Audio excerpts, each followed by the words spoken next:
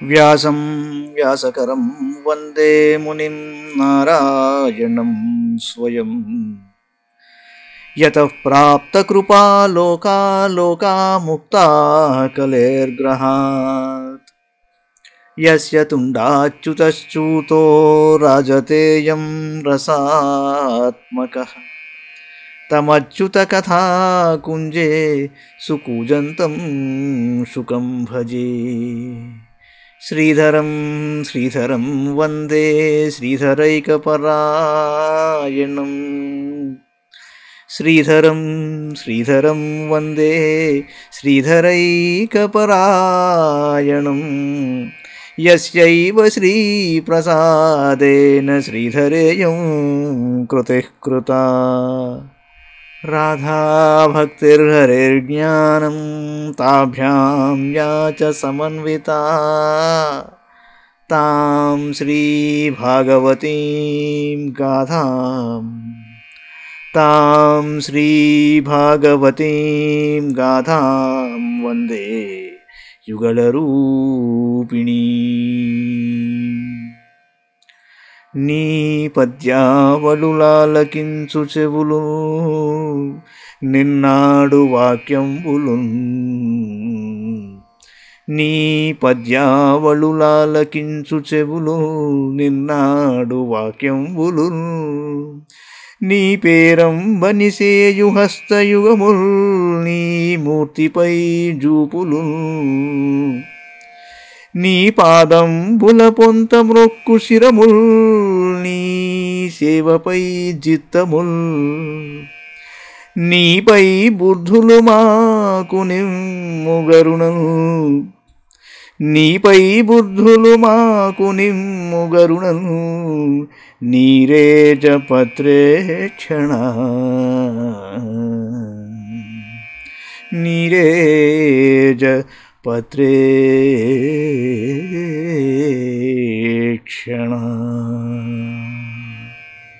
భాగవత మహాపురాణంలోని చతుర్థ స్కంధంలో మనం 26వ అధ్యాయంలో ఉన్నాం.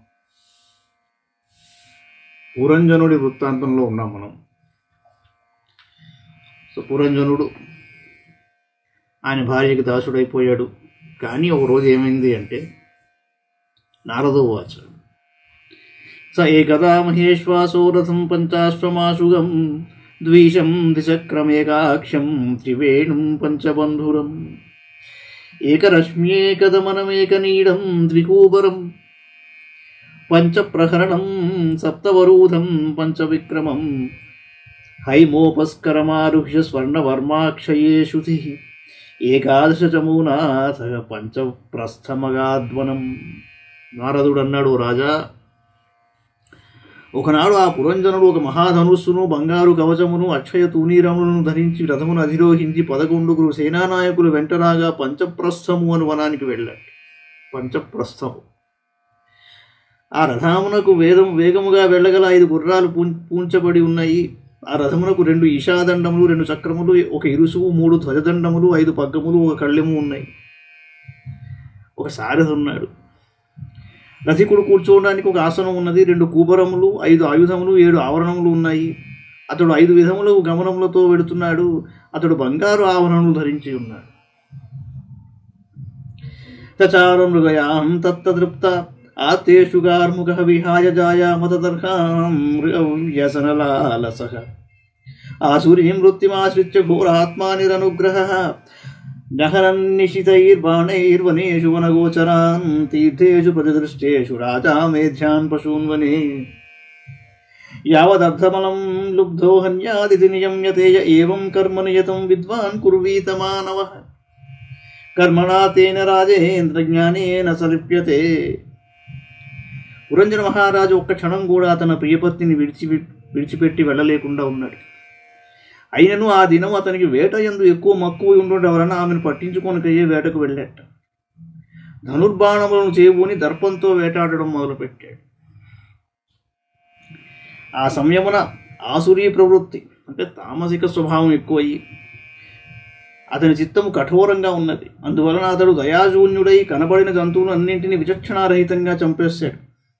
మాంసభక్షణమునందు ఎంతగా ఆసక్తి ఉన్నను రాజు కేవలం శాస్త్ర విహితములైన యజ్ఞ యాగాది కర్మల కొరకు అవసరం ఉన్నంత వరకు మాత్రమే వనమునందు శాస్త్ర నిషిద్ధములు కాని పశువులను మాత్రమే వేటాడవలెను.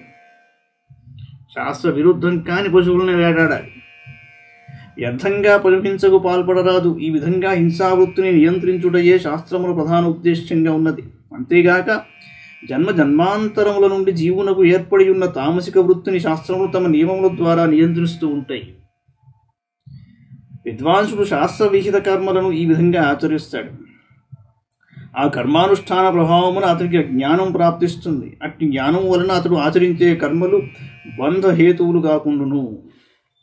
అన్యథా కర్మ కుర్వాణో మానారూఢో నిబధ్యతే పునఃప్రవాహపతితో నష్ట ప్రజ్ఞో వ్రజత్యథః తత్ర నిర్భిన్నగాత్రాణాం చిత్రవాచైః శిలీముఖైః విప్లవో భూదుఃఖితానాం దుస్సహ కరుణాత్మనాం శశాన్ వరాహాన్ మహిషాన్ గవయాన్ నురుశల్యకాన్ మేధ్యాన్ అన్యాంశ్చ వివిధాన్ వినిఘ్నన్ సమమధ్యగాత్ తదచ్యుత్రుట్పరిశ్రాంతో నివృత్తో గృహమేజివాన్ కుతస్నానోచితాహారః సంవివేశగతక్లమః ఆత్మానమహ్రయాం చక్రే ధూపాలేపస్రగాదిభిః సాధ్వలంకృత సర్వాంగో మహిష్యామాదధే మనః తృప్తో హృష్టః సుతృప్తశ్చ కందర్పాకృష్టమానసః న వ్యచష్టరారోహాం గృహిణీం గృహమేధినీం అంతఃపురస్త్రియో పృచ్ఛద్విమనా ఇవ వేదిశత్ అపివ కుశలం రామాహసేశ్వరీణాం యథా పురా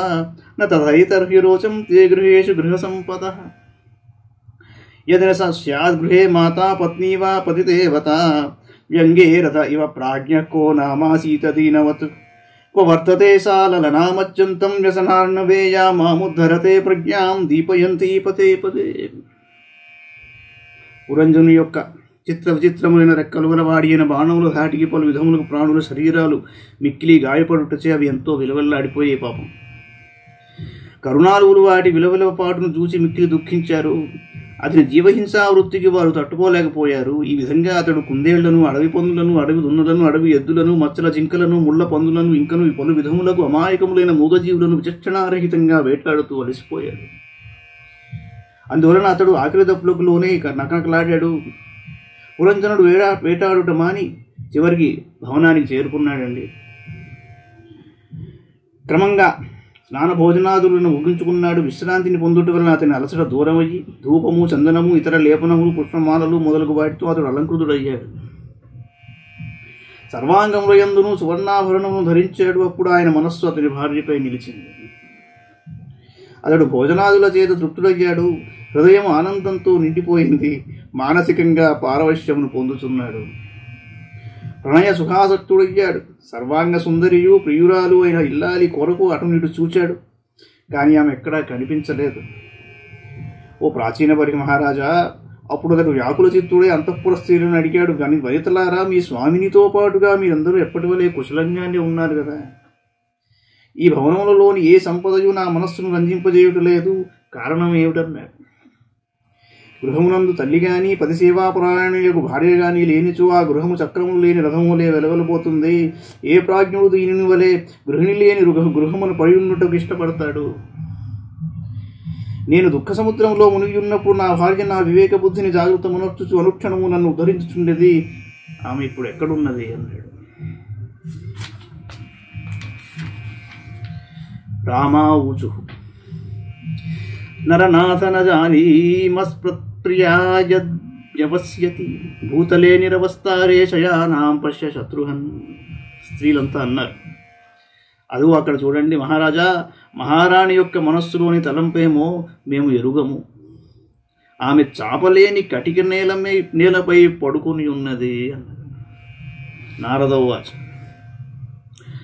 పురంజనస్వమహిషీం నిరీక్షావధుతాం భువి తత్సంగోన్మరితజ్ఞానో వైక్లభ్యం పరమం యయౌ సాంత్వయన్ శ్లష్ణయా వాచా హృదయేన విదూయత ప్రేయస్యాహ స్నేహ సంరంభలింగమాత్మని నాభ్యగాత్ అనునిన్యేత శనకైర్వీరోరునయ గోవిదః పస్పర్శపాదయుగళమాహచోత్సంగలాలితాం. నారదుడు అన్నాడు, రాజా, పురంజనుడు తన పట్ల పట్టమహిషి యొక్క సాంగత్య ప్రభావమున వివేకమును కోల్పోయి ఉన్నాడు. అంచేత నేలపై అస్తవ్యస్తంగా పడి ఉన్న ఆమెను చూసి అతడు మిగుల వ్యాకులపాటుకు లోనయ్యాడు. పరితప్త హృదయుడై ఉన్న అతను మధుర వచనములతో ఆమెను బుజ్జగించడం మొదలుపెట్టాడు. కానీ ఆయనకు తన యందు ఆమె ప్రణయ కోపమునకు గల కారణం ఏమిటో బోధపడలేదు. వీరుడైన పురంజనుడు ఓదార్చడంలో నేర్పరి కనుక అతడు మెల్లమెల్లగా ఆమెను అనునయింపసాగాడు. ఆమె పాదములను స్పృశించాడు. పిమ్మట ఆమెను తన ఒడిలోనికి చేర్చుకుని లాలిస్తూ ఇలా అన్నాడు. పురంజనవాచ నూనం త్వకృత పుణ్యాస్తే వృత్యాయేశ్వరా శుభే కృతాగస్వాత్మసాత్ కృత్వా శిక్షాదండం నయుంజతే. ఓ సుందరి, సేవకులు అపరాధమునర్చినప్పుడు ప్రభువులు వారిని దారికి తెచ్చుటకే తగిన విధముగా శిక్షిస్తూ ఉంటారు. కానీ అలా చేయనిచో వారికి బుద్ధి రాదు. నిజంగా అది వారి యొక్క దౌర్భాగ్యమే. పరమోనుగ్రహో దండో వృత్యేషు ప్రభుణార్పిత బాలో న వేద తత్తన్వి బంధుకృత్యమర్శన సాత్వం ముఖం సుసతి అనురాగభార వ్రీడా విలంబ విలసద్సితావలోకం నీలాలకాలిభిరుపస్కృతమున్నసం స్వానాం ప్రదర్శయ మనస్విని వర్గువాక్యం తస్మిన్ దమమహం తవ వీరపత్ని యోన్యత్ర భూసురకులాత్కృత కిల్పిషస్తం పశ్యేన వీతభయమున్ముదితం త్రిలోక్యాం అన్యత్ర వై మురరిపోరితరత్ర దాసాత్. అపరాధులైన మృత్యులను ప్రభువు తగిన విధంగా దండించుట నిజముగా వారిని పూర్తిగా అనుగ్రహించుటయే అవుతుంది. కానీ మూర్ఖుడు యజమానిపై గల కోపం వలన అతడు దండించుటచే తనకు కలిగిడి మేలును గ్రహింపజాలడు. చక్కని పలువరుస గల సుందరి, మనోహరమైన కనుభవములతో ఒప్పిడి మనస్విని, మనోజ్ఞమైన నీ ముఖము ప్రేమానురాగములను ఒలికించుచూ సిగ్గుతో ఇంచుక వంగి ఉన్నది. నీ దరహాసము ఎంతయు మధురము. అట్టి ముఖమును బాగుగా చూడనిమ్ము. తుమ్మెదల పారువలే విలసిల్లుచున్న నీ ముంగురులు, ఉన్నతమైన నీ నాసిక తీయని పలుకులు నా మనస్సును దోచివేయుచున్నవి. ఇక నీ కోపమును మాని ఒకసారి నీ ముఖార విందమును నాకు చూపుము. వీరపత్ని, ఎవరైనను నీ ఎడ అపరాధమునర్చి ఉన్నచో తెలుపుము. ఆ అపరాధి బ్రాహ్మణుడు కానిచో వారిని ఇప్పుడే దండించదు. ఒక్క భగవద్భక్తుడు తప్ప లోకములలో గాని వాటికి వెలుపల గాని ఉన్నవాడు ఎప్పుడును నీ ఎడ ద్రోహములకు పాల్పడి నిర్భయంగా ఆనందముగా ఉండజాలడు. వక్త్రం నతే వితిలకం మలినం విహర్షం సంరంభ భీమమ విమృష్టమపేతరాగం పశ్యేస్తనావపి సుజోబహతౌ సుజాతౌ బింబాధరం విగత కుంకుమ పంకరాగం తన్మే ప్రసీద సుహృదస్కృత కిల్బిషస్య స్వైరం గతస్య మృగయాం వ్యసనాతురస్య కాదేవరం వశగతం కుసుమాస్త్రవేగ విస్రస్తపౌంస్నముష్రదీ న భజేత కృత్యే. ఓ ప్రియురాల,